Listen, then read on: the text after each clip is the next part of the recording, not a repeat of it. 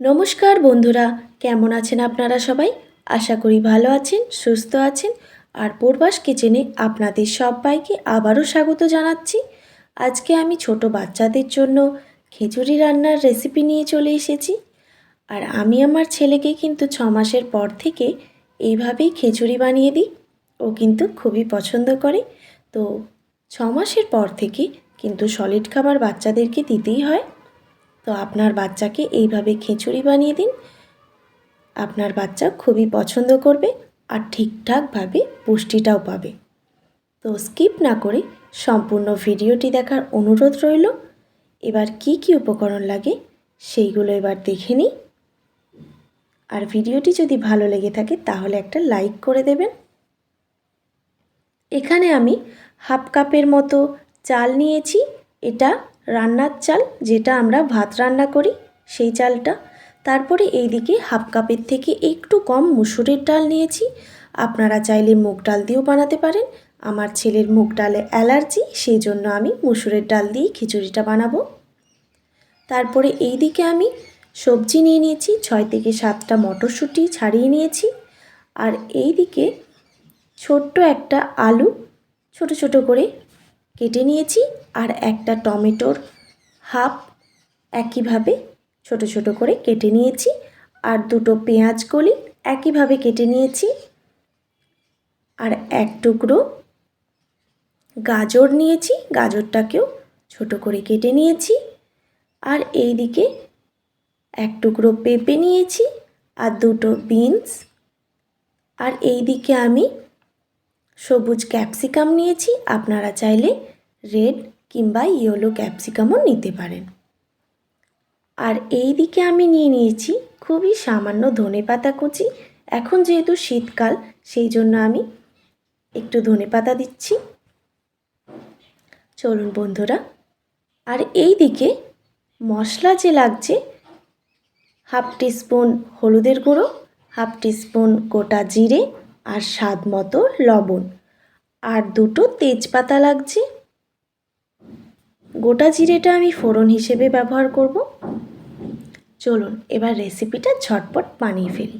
সবার প্রথমে চাল ডালটা আমি খুব ভালো করে ধুয়ে নেব।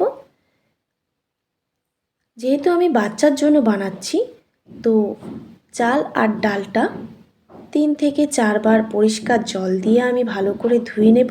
এইভাবে ধুয়ে জলটা ফেলে আবার পরিষ্কার জল দিয়ে 2 থেকে 3 বার ভালো করে ধুয়ে নিয়েছি। দেখুন, এবার আমি খিচুড়িটা বানানোর জন্য একটা এরকম কুকার নিয়ে নিয়েছি। আমি কিন্তু খিচুড়িটা কুকারেই রান্না করব। কুকারটা গরম হয়ে গেলে 1 টেবিল চামচের মতো সর্ষের তেল দিয়ে দিয়েছি। আপনারা চাইলে ঘি দিয়েও বানাতে পারেন। আমার ছেলে একটু বড় হয়ে গেছে, সেই জন্য আমি সর্ষের তেল দিয়েই বানাচ্ছি। তারপরে দিয়ে দিচ্ছি দুটো তেজপাতা, তারপরেই গোটা জিরে ফোড়নে দিয়ে দিলাম। গোটা জিরেটা একটু ভাজা হয়ে গেলে তারপরে আমি এখানে সব সবজিগুলো অ্যাড করে দেব। আমি সব সবজিগুলো একসঙ্গে দিয়ে দিচ্ছি।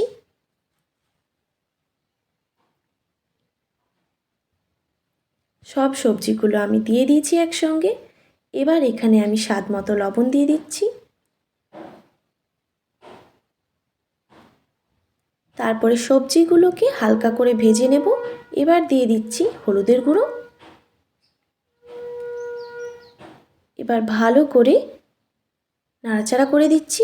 সবজিগুলো কিন্তু হালকা করেই আমি ভাজবো, এখানে খুব বেশি সবজিগুলো ভাজার দরকার নেই, না হলে সবজির যে একটা পুষ্টি থাকে সেটা কিন্তু চলে যাবে। দেখুন, ঠিক এই রকমভাবে আমি ভেজে নিয়েছি। এবার আমি ধুয়ে রাখা চাল আর ডালটা দিয়ে দিচ্ছি।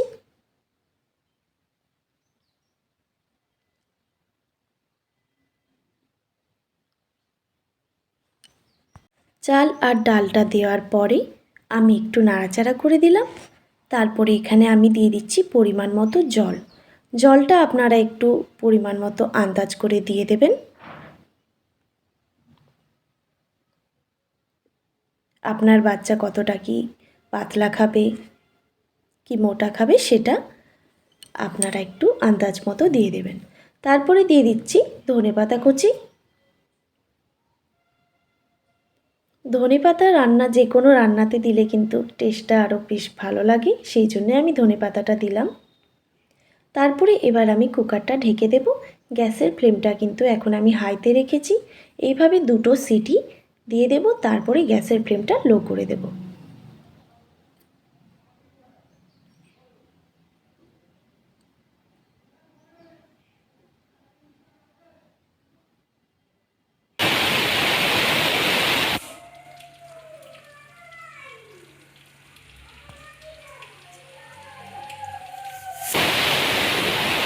দুটো সিটি হয়ে গেছে, এবার গ্যাসের ফ্লেমটা লো করে দিয়ে 10-12টা সিটি দিয়ে দেব।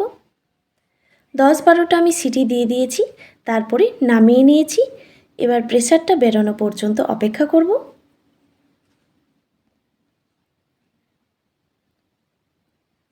প্রেসারটা কিন্তু বেরিয়ে গেছে, দেখুন হুইসেলটা আমি এভাবে তুলে দেখালাম।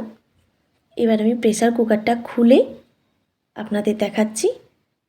দেখুন ঠিকঠাকভাবে সেদ্ধ হয়ে গেছে। এবার আমি এই রকম একটা পটাটো ম্যাশার নিয়ে নিয়েছি। এইভাবে এবার খিচুড়িটা আমি ম্যাশ করে দেব।